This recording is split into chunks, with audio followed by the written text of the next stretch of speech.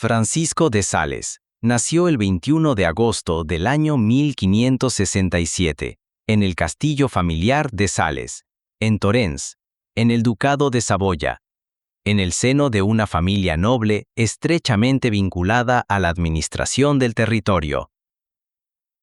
Como primogénito, su padre, François de Boissy, había proyectado para él una carrera jurídica y política acorde con su linaje, mientras que su madre, Françoise de Sionnas, le transmitió desde la infancia una piedad serena y profunda.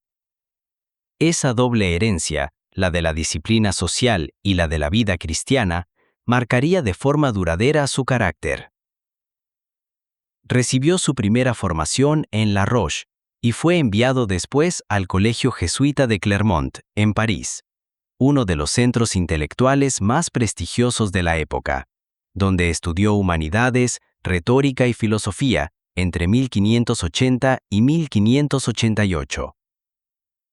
Durante estos años atravesó una crisis espiritual de extraordinaria intensidad, provocada por una predicación sobre la predestinación que lo llevó a convencerse de su propia condenación eterna. Durante semanas vivió sumido en una profunda angustia interior. En el año 1587, en la iglesia parisina de Saint-Étienne-des-Grès, rezando ante una imagen de la Virgen, la oración del Acordaos, hizo un acto de abandono confiado en el amor de Dios y experimentó la liberación de aquel temor. Este episodio dejó una huella decisiva en su espiritualidad. Desde entonces, su pensamiento quedaría marcado por una insistencia constante en la primacía de la gracia, la misericordia y la confianza en el Señor. Por voluntad de su padre, completó su formación con estudios de Derecho en la Universidad de Padua, donde se doctoró en Derecho Civil y Canónico en 1592, al tiempo que seguía cursos de teología. A su regreso a Saboya, pese a que su familia le había preparado un puesto en el Senado y un matrimonio ventajoso, tomó la decisión definitiva de consagrarse al sacerdocio. Renunció a sus derechos nobiliarios en favor de su hermano, y tras vencer la resistencia paterna, fue ordenado sacerdote en el año 1593.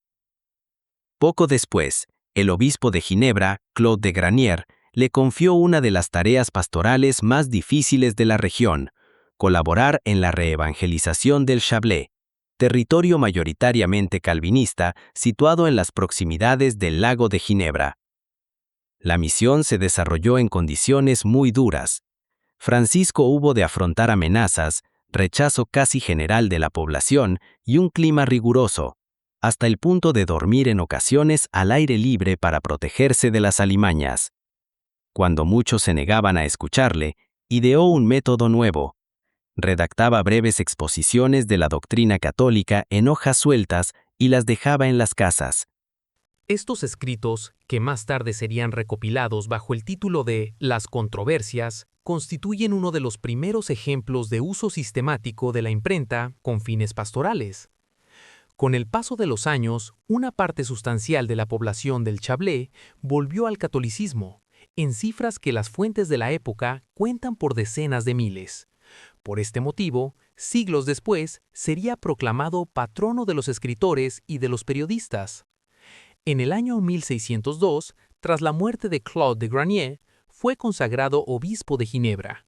Dado que la ciudad permanecía bajo control calvinista, estableció su sede en Annecy. Desde allí, desplegó una actividad pastoral intensa. Reorganizó la diócesis, impulsó la catequesis, especialmente la infantil, visitó las parroquias y aplicó con equilibrio las disposiciones tridentinas. Su estilo de gobierno se caracterizó por una combinación poco común de firmeza doctrinal y mansedumbre personal.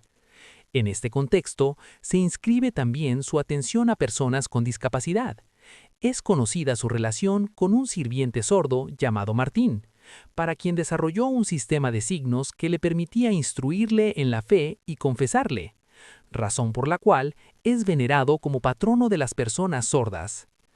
Paralelamente, desarrolló una vastísima labor como director espiritual, en gran parte a través de la correspondencia. De ese trato con personas de toda condición social, surgió una de sus intuiciones fundamentales: la convicción de que la santidad no está reservada a una élite clerical o monástica, sino que es posible y exigible en todos los estados de vida.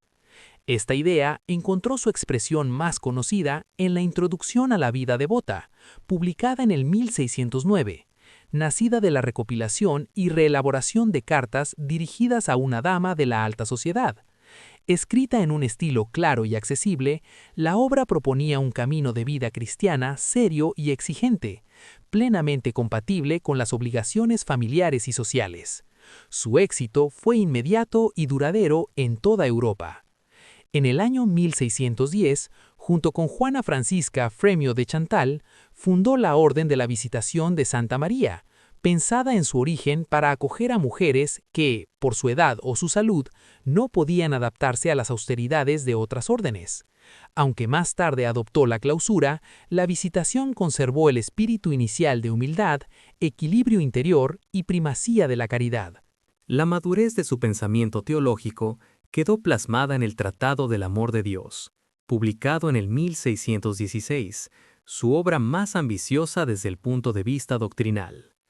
En ella, expuso una teología de la vida espiritual centrada en el dinamismo del amor, entendido como principio unificador de toda la existencia cristiana, y defendió con notable equilibrio la armonía entre la acción de la gracia y la libertad humana. Murió el 28 de diciembre del 1622 en Lyon, a consecuencia de una apoplejía, cuando regresaba de un viaje diplomático en nombre del duque de Saboya. Su fama de santidad se difundió rápidamente. Fue canonizado en 1665 por Alejandro VII y proclamado doctor de la Iglesia en el año 1877 por Pío IX. La influencia de Francisco de Sales se prolongó mucho más allá de su siglo. En el siglo XIX, inspiró directamente a San Juan Bosco en la fundación de la Sociedad de San Francisco de Sales, los salesianos, que asumieron como propios su humanismo cristiano, su pedagogía de la bondad y su confianza en la acción educativa de la caridad. En un tiempo marcado por las fracturas confesionales y por la dureza de muchas controversias religiosas, su figura sigue representando una de las formulaciones más equilibradas y duraderas de una espiritualidad exigente, profundamente cristiana y al mismo tiempo plenamente humana.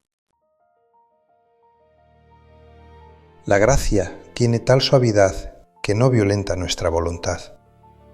Ella nos atrae sin forzarnos, nos inspira sin oprimirnos y nos persuade con tanta dulzura que nuestra libertad no queda herida, sino fortalecida.